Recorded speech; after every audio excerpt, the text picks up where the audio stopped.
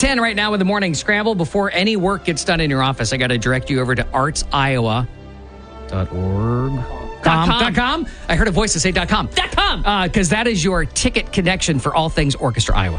Yes, and you're going to want to make sure that you get tickets because coming up this weekend, you have a couple of opportunities to experience something that is incredibly unique, something that we've experienced before and is breathtaking. As a guy who shares not only initials with this creature, but also physical comparison, I am looking forward to E.T. on the big screen, and then, of course, the music from Orchestra Iowa. The similarities between Eric Theobald Hansen and E.T., the Extraterrestrial, it's uncanny. You could just keep listing and not stop. I had a hard time finding differences between the two of you. We're going to celebrate what is coming to the Paramount Theater not only this coming weekend, but a little sneak peek into the upcoming 24-25 season. The maestro from Orchestra Iowa joins the Morning Scramble next. Cedar.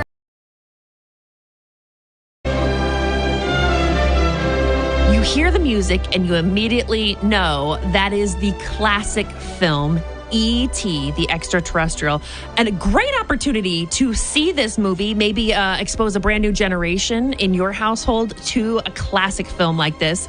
And a great way to do it is with Orchestra Iowa this weekend. They're going to be playing the score of the film as you watch the movie at the Paramount Theater. What a fantastic experience for the whole family. And the guy that knows all about it, like he knows all the notes, every note of it, Maestro Timothy Hankiewicz is our guest this morning. Hey. Good to see you. E.T. Phone Tim. Phone Tim. I like it. Yeah. Don't miss it because it's only a 2-night performance. It's May 3rd and May 4th, 7:30 Paramount Theater. We were just discussing, because I remember we had this conversation last year, Maestro, about Jurassic Park. You can't get caught watching the movie. You're almost watching a clock while this thing goes on. In many ways, yeah, because I have to make sure there are dramatic moments throughout the film that the music absolutely has to correspond with. And so if I am like a second too soon or a second too late, everybody in the audience will go, oh, shame on you, Maestro. Yeah, he's not in front of the moon yet. What are you doing? What are you doing? Yeah, so I have, I'll be conducting on a click track to help, but I also have a very special screen in front of me that gives me clues. It actually literally lists what measure I'm supposed to be in. Wow. What beat I'm supposed to be on. Whoa. And it also and other tricks just to keep me lined up, because what most people don't realize is that tempo is not a fixed constant. Musicians are always sort of responding to each other and tweaking little things. So while I'm like conducting on a click, literally the orchestra is skating a little faster, a little slower, and I have to reconcile it and keep them on track. Hey, wow. Yeah. It's difficulty level 10. Yeah. Absolutely. Yeah. As Liam Neeson once said, I have a very special set of skills. Yes, you do. As somebody who has a new to orchestra student in my household, I think this is such a fantastic idea for young people to experience orchestra in a different way. Right. I think a lot of people have difficulty with symphonic music because they think it is abstract, and yet it is the language of emotion. And the most immediate way to cross that barrier and introduce people to symphonic music is if they see a film and the emotional context. Because I can tell you, if you don't have the chase music behind a certain scene, the scene isn't that exciting. Yeah. It's just, what's the big deal? It really does put the emotional dimension back in. And so it's a great way to introduce somebody who might not be a symphony follower, but this is the way to actually kind of like get into that universe. Last time we had a chance to really enjoy this was the Wizard of Oz performance a couple of years ago. Fun. Last year, I think, was Jurassic Park. Now, remind me, screen's kind of floating above you guys, so I can kind of watch you and the movie at the same time? Yes and no.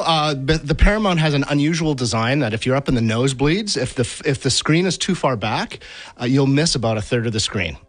So we bring the screen as far forward as possible. I had those obstructed view concert tickets. And so as a result, the orchestra will be playing behind the screen. It's normally designed so you can see both, but this is the best way, because I know people will be very disappointed if they're missing a third of the screen. Right. The movies, it's really combined, but you want the movie's part of it, right? That iconic moment when the bike is going across the moon and you don't see the bike. Yeah. Oh, I know. You see the bottom part of the moon. Sad trombone. Yes. Yeah. Womp womp, as my daughter would say to me.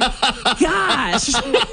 But this was Steven Spielberg's favorite movie. because all of his films afterwards, Amblin Productions, which is his company, the logo that he uses is that iconic moon with the silhouette across it from E.T. I didn't know and that. rumor has it that he's working on a sequel. What? Yeah, I know. That's breaking orchestra news. I know.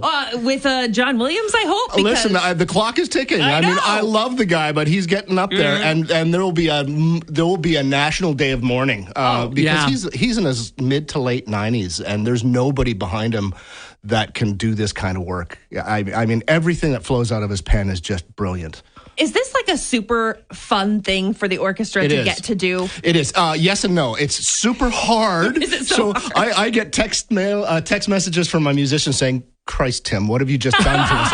I have been shedding this for like 2 weeks, and it's still hard. So it's like really, really, really, really hard. But they also know it's really, really, really cool, and it's great music. I mean, it's John Williams. It's right up there with Strauss and Mahler and all the stuff that we all love to play. Names will be celebrating decades and decades to come. Sure. For sure. So now I'm curious, then once you guys release the 24-25 season, how many text messages were coming in? Yeah. Because you've got, I'm just looking, first two I see, Home Alone in concert. Yeah, same idea. We'll bring the whole film in, and the orchestra will just play the musical soundtrack in real time with it. What is the soundtrack to Home Alone? Like, somewhere in my memory. Oh my goodness! Merry Christmas. There's. Yeah. I mean, it's filled with great tune after great tune after. Just great iconic tune. themes in the background. Yeah, You yeah. probably took for granted because they're Yeah. Christmas sounding. Yeah, exactly. Good way to look at it. Yep. And it blends so perfectly. I'm like, I can think of all the Christmas songs, like, Right. rocking around the Christmas tree Right. and stuff. It's Will you all in guys there. play that? Some of the iconic stuff is probably already in the soundtrack, so we don't play that. I mean, you can't. I don't think K-Star is still alive anymore. You're not going to try to do your best, like Brenda Lee. Yeah, Peggy Lee. Brenda Lee is that. Brenda Lee, yes. Yeah, but so get your tickets now because it's the weekend before Thanksgiving, and that's the way to start off the Christmas season. I've got a little Harry Potter playing in the background. That's going to be a showcase piece. But I do want to feature more. You're doing 2 movies with music.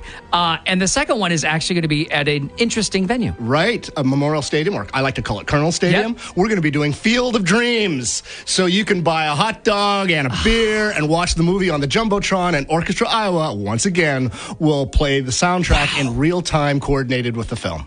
How are you going to do that? Like, are you guys going to use the field? Yeah, Or- there's going to be a stage on the field. But you know what? You're asking a question. Tim's on the pitching mound. Yeah, That's how I see it. Yeah. Oh my God. I gotta tell you, that is the most stressful thing is to throw out the first pitch because you just don't suck. Don't suck. Oh, too late. Please hit home plate, please. Oh yeah. Can I get it that far?